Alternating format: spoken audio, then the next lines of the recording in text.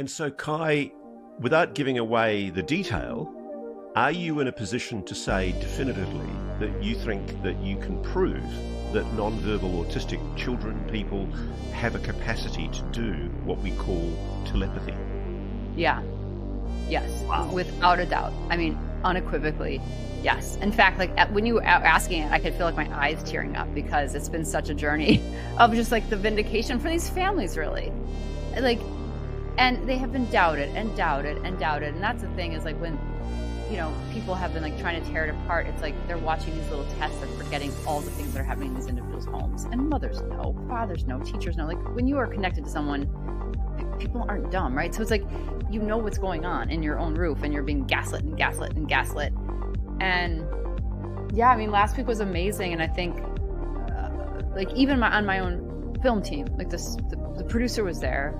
But some of our assistants and the editors and all that weren't there. You know, all those people weren't there. And like, we've been trying to download them on what happened. And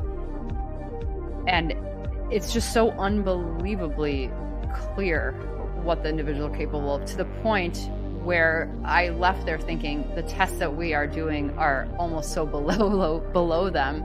They're capable of so much more. And we need to be now pivoting to try to meet and amplify their individuality, meet them where they're at, integrate them into society instead of testing them ad nauseum.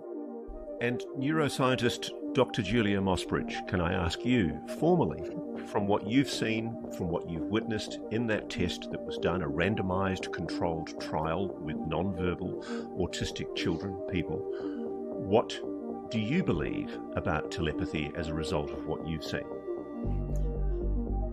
For sure, for sure it's real, but that's not the most interesting thing. Tell me what's the most interesting thing. I mean, we can already explain telepathy using, entanglement and quantum physics. And so it sort of feels like that's not the most interesting thing. To me, what's the most interesting thing is there may be two different kinds of telepathy. And one of them is this close proximity telepathy that Kai has seen in her podcast, etc. And then the other is what we were investigating, this distance kind of telepathy. And the distant kind of telepathy seems to emerge in two ways. One, you can test it. And it's a little hard to test because these students are extremely associative.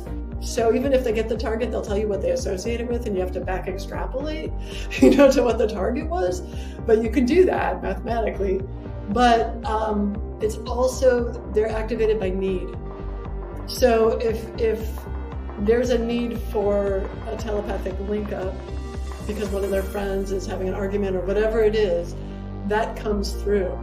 And so the most mind-boggling thing wasn't so much telepathy to me, although I did cry at one point because I was overwhelmed with the evidence and it was ridiculous. But the most mind-boggling thing to me was the validation of what they call the hill, which is where the non-speakers seem to be just in conversation with each other, like all the time, like even during the trials, and that there was evidence for that. That was powerful.